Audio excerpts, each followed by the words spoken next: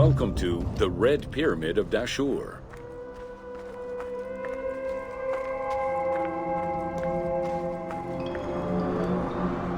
The Red Pyramid was built 2 kilometers to the north of the Bent Pyramid. It was so named due to the reddish limestone used in its construction. The Red Pyramid reached a height of 105 meters. While the ground level of the Red Pyramid is lower than that of the Bent Pyramid, its height is virtually the same. The task of making the pyramid a geometrical, true flat-face pyramid brought about yet another new design concept: the use of casing blocks.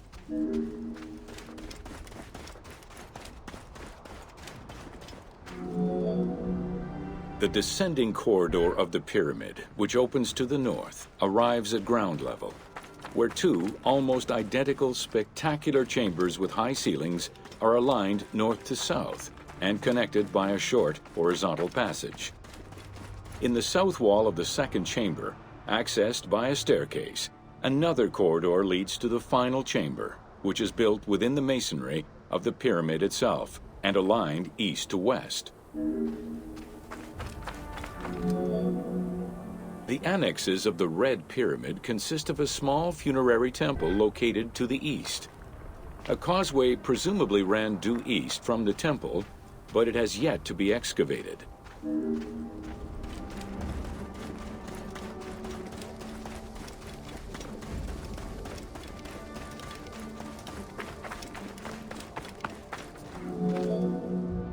The Red Pyramid was structurally sound, and once finished, marked a remarkable design milestone.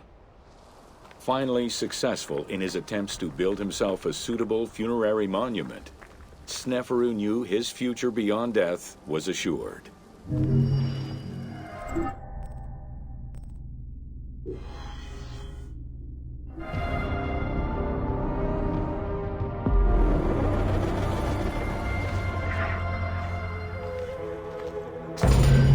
Welcome to Pyramids of the Middle Kingdom.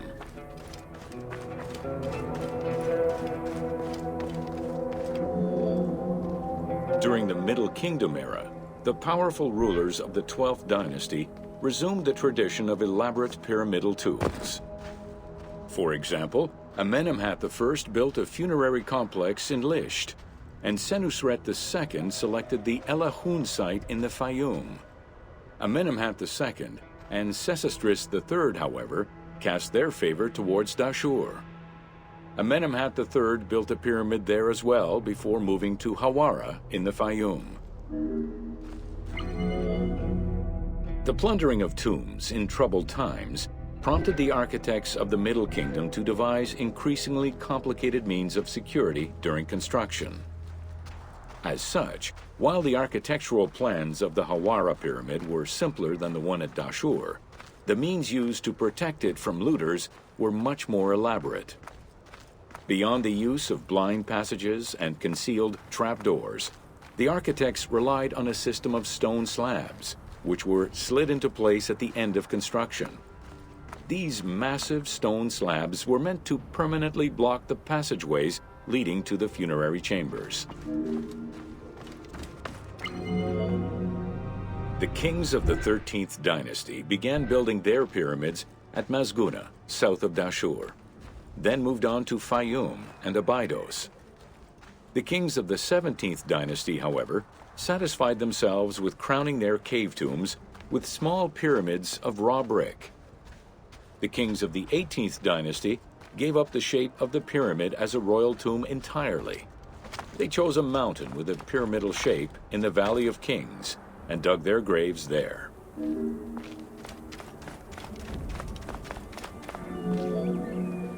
It was not until the Nubian pharaohs of the 25th dynasty that kings were once again buried under pyramidal tombs. In fact, today, the area of ancient Nubia, modern Sudan, contains a record number of 220 known pyramids to Egypt's 138. Despite their slow decline in use and quality, pyramids continued to fascinate all and sundry up to the Roman era. They remain to this day a symbol of the religious dedication of the pharaohs and the grandeur of ancient Egypt.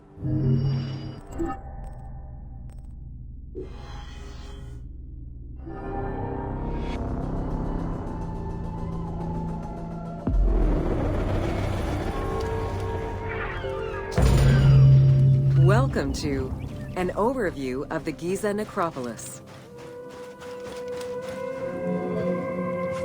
The Giza Plateau is located on the west bank of the Nile and was considered by ancient Egyptians as the domain of the dead.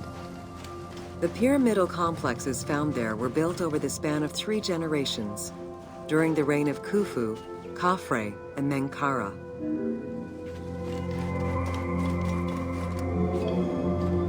The Giza area, now famous for its 3 pyramids, is part of a wider grouping of funerary complexes. Rulers from this period generally elected to be buried in the area. The focal point of the entire region was the city of Memphis, chosen as the capital of Egypt at the beginning of the Old Kingdom. The placement of the Giza monuments, and particularly that of the pyramids, followed a practical yet strict alignment. First, they focused on cardinal points, and then they accounted for the natural geology of the plateau.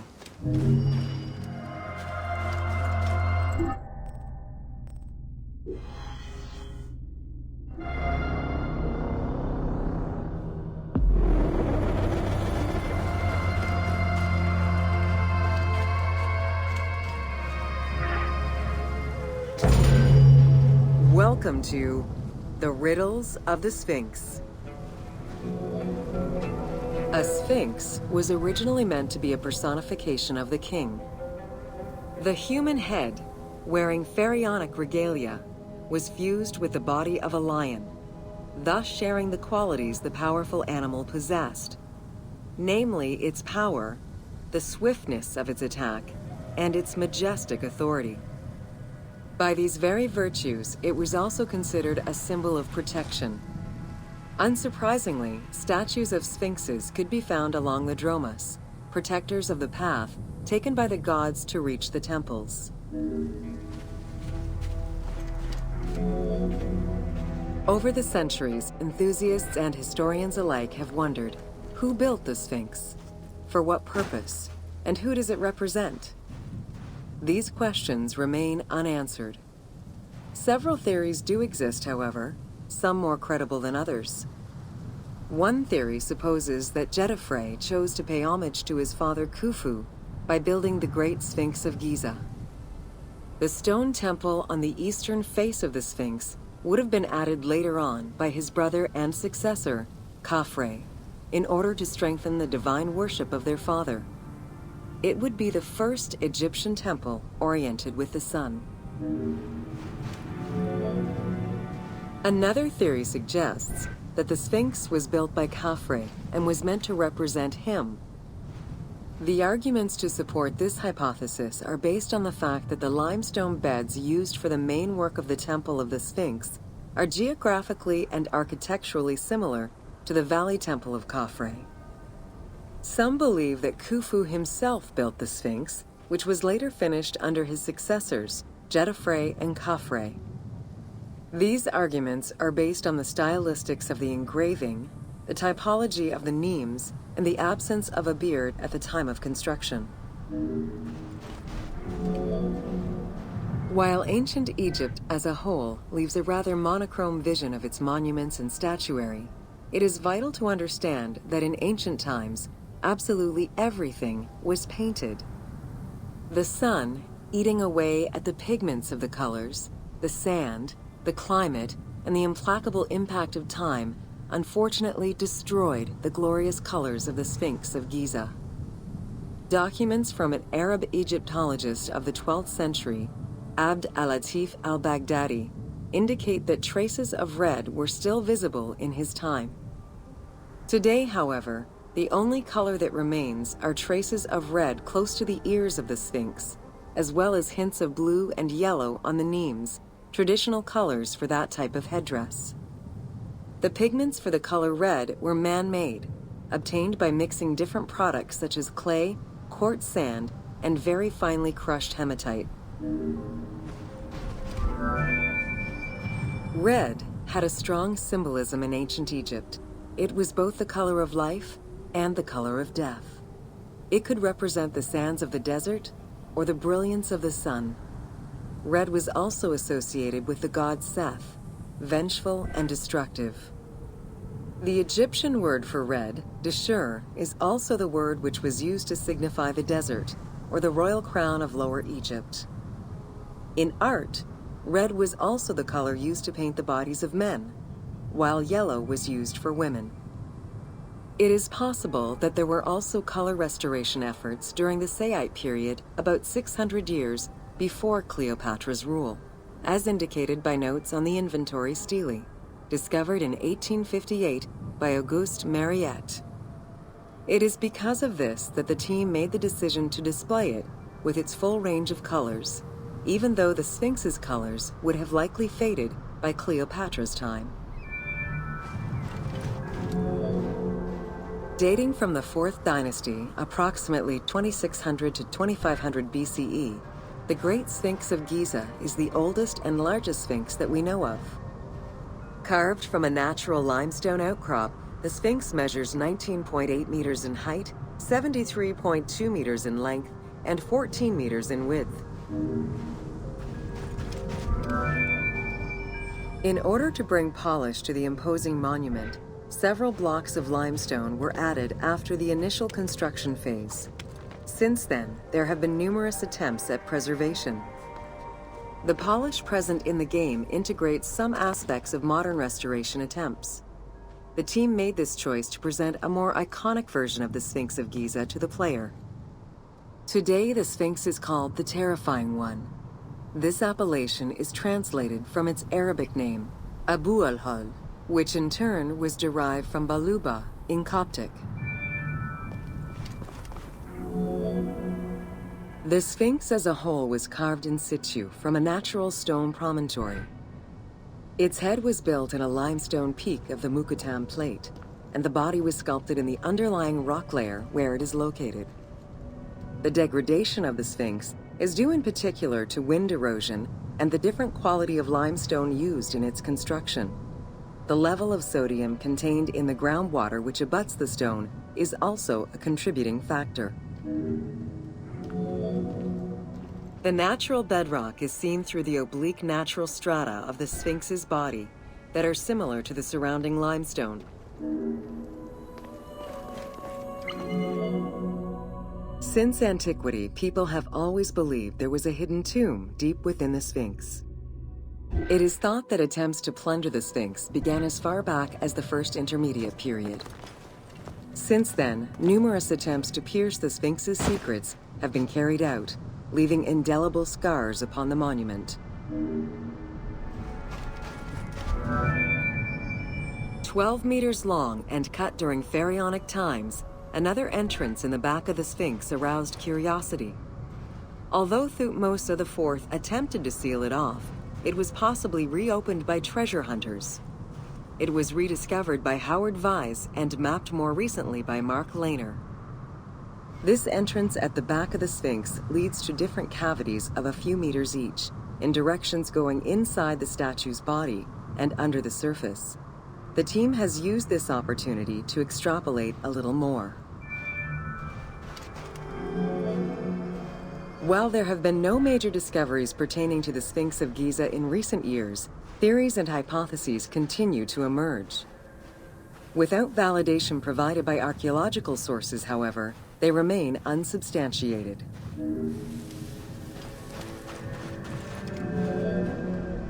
The first of the main theories as to the Sphinx of Giza's meaning posits that the Sphinx was originally a massive representation of the god Anubis. Its principal arguments are that the head of the Sphinx is disproportionate compared to the size of its body. The second theory believes that the representation of two sphinxes on the stela of Thutmose IV would indicate that another stone sphinx had existed on the site itself, possibly even in paired symmetry on the other side of the Nile. However, neither of these theories can be verified in any way. Several scientific projects using new technologies have been put in place in the past decades. The most important was led by Mark Lehner and his team, who specialize in the study and survey of the Giza Plateau, including the Sphinx site. The mapping made it possible to see the materials used to construct the Sphinx, analyze the different layers of erosion, and figure out the most fragile areas to protect. After a few attempts at giving the Sphinx artistic proportions, the team instead decided to use photogrammetry mapping to faithfully reproduce the proportions of the Sphinx. What the Sphinx of Giza represented during its construction and how the Sphinx was perceived by the Egyptians of the New Kingdom are two very different matters. Originally a representation of the king imbued with the power of the lion, the Sphinx was eventually viewed as a direct representation of the most divine. It is theorized that kings of the New Kingdom believed that the Sphinx of Giza was the one who recognized and legitimized the ruler of Egypt. Thus, despite the fact the Sphinx of Giza was partially buried under the sand during his reign, Amenhotep II knew that the monument was of great importance. Amenhotep II built a second temple dedicated for the Sphinx as Horemakhet to pay homage to Khufu and Khafre, his predecessors. It became a common habit for this dynasty to spend time with their royal courts at the Sphinx. Its sanctuary became known as Setepet, the Chosen. Egyptologist Mark Lehner believed that Amenhotep II built a statue of himself anchored between the paws of the Sphinx, likely to legitimize his reign, alongside a stela found by Salim Hassan. Many other pharaohs of this dynasty, such as Tutankhamun and Ramses II, also left marks of their passage in a similar fashion, sometimes even stripping the stones of nearby temples and pyramids to do so. Amenhotep II's son and successor, Thutmose IV, was a frequent offender. While sleeping between the Sphinx's paws, the future Thutmose IV saw in a dream the god Horemakhet proclaiming his coming accession on the throne of the two lands. This was, of course, on the condition that he remove all of the sand covering the Sphinx, which stood guard as the personification of the god, and should thus never be engulfed by the sands of the desert. The 15-ton dream stela built by Thutmose IV to commemorate his dream was discovered by an Italian Egyptologist, Giovanni Battista Caviglia, in 1818, when he undertook the task of freeing the Sphinx from the sand, which had yet again covered it. Caviglia was looking for an entrance into the structure of the Sphinx, but instead he discovered an open-air chapel and stelas between the paws. Ashes from a ceremony were still present. Protected by sand, they quite possibly were from the last ceremonies in Roman times.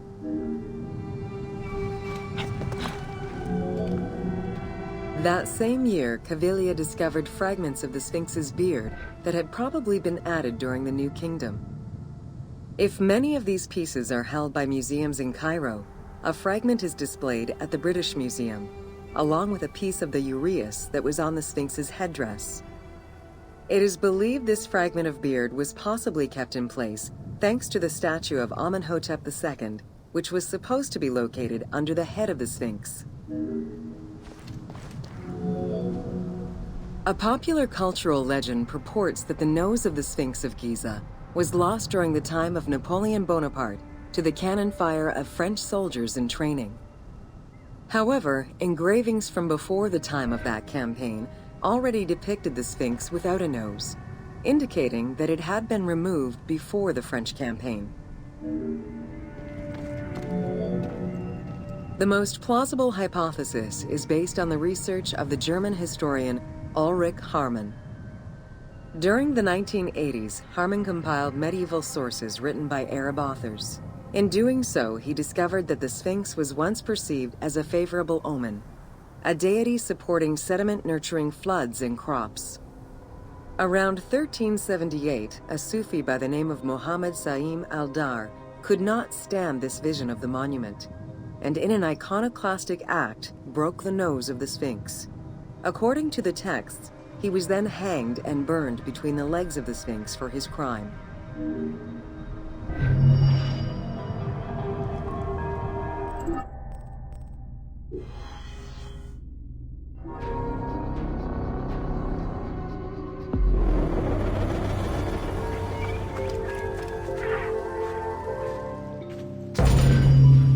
welcome to Khufu's funerary complex.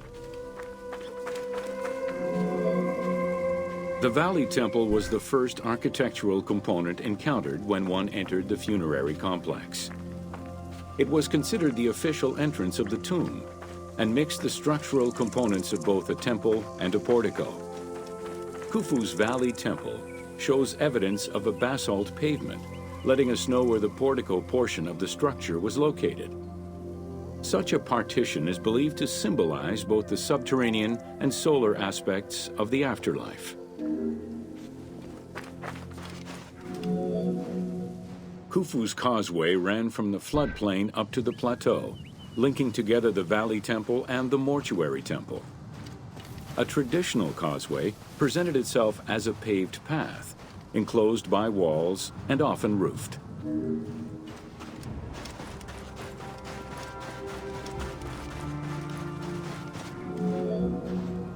Fragments discovered by archaeologists indicate that the walls in Khufu's causeway, one of the longest known to us, were decorated with carvings and possibly paint. Depictions show a great variety of themes: stars on the ceiling, accompanied by scenes of battles on the walls. Other engravings depicted the creation of the complex by illustrating craftsmen at work. The most impressive private cemeteries of Giza are located east and west of Khufu's pyramid. The Eastern Cemetery was reserved for members of the royal family, while the Western Cemetery was mostly set aside for various court dignitaries. In both areas, private tombs, also known as mastabas, were aligned and laid out methodically in streets and avenues. This arrangement was probably an attempt at recreating the king's court for the afterlife. To the east of Khufu's pyramid reside three smaller constructions, the three Queen's Pyramids. A sloping passage led from the ground surface to a burial chamber, cut out of the bedrock and lined with masonry. If it seems quite certain that these monuments were intended for queen's burials, the identity of the original occupants is hard to assess. The northernmost pyramid was most likely meant for Queen Hetepheres, who was believed to have been Khufu's mother. However, in 1925, her actual tomb was discovered nearby by accident. It was hidden at the bottom of a deep masonry pit in an underground chamber. Within the concealed chamber, Egyptologists discovered the most complete royal funerary equipment, dating from the Old Kingdom, though her body was missing.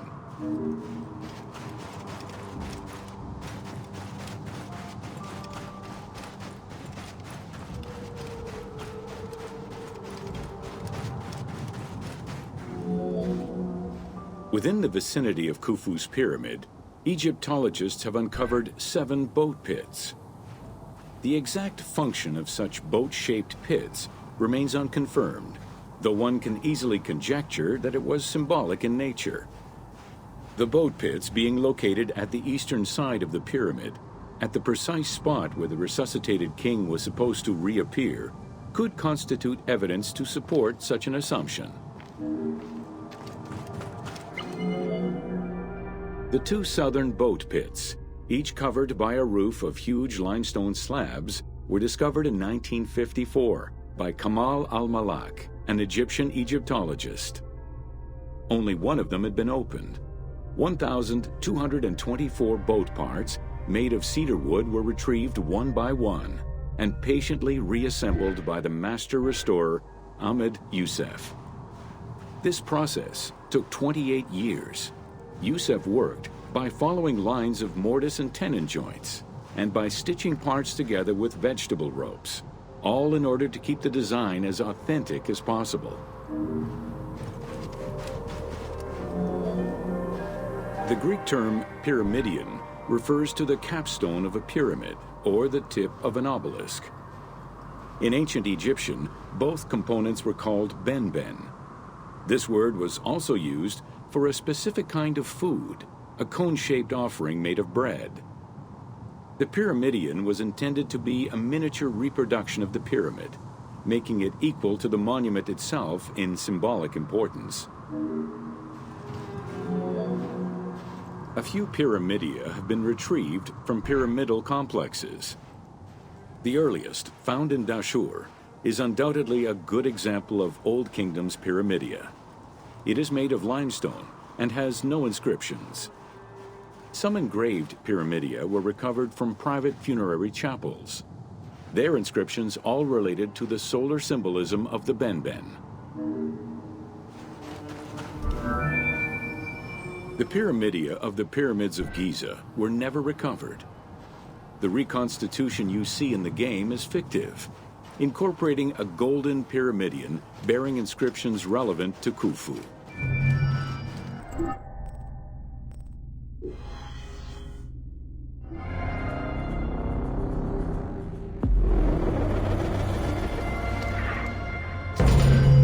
Welcome to Secrets of the Great Pyramid.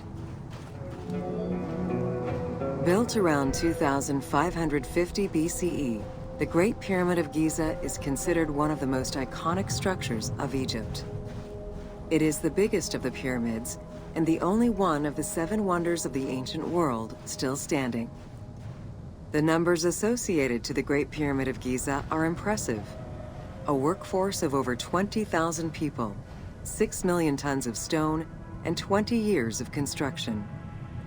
It was a massive undertaking for a pharaoh's tomb.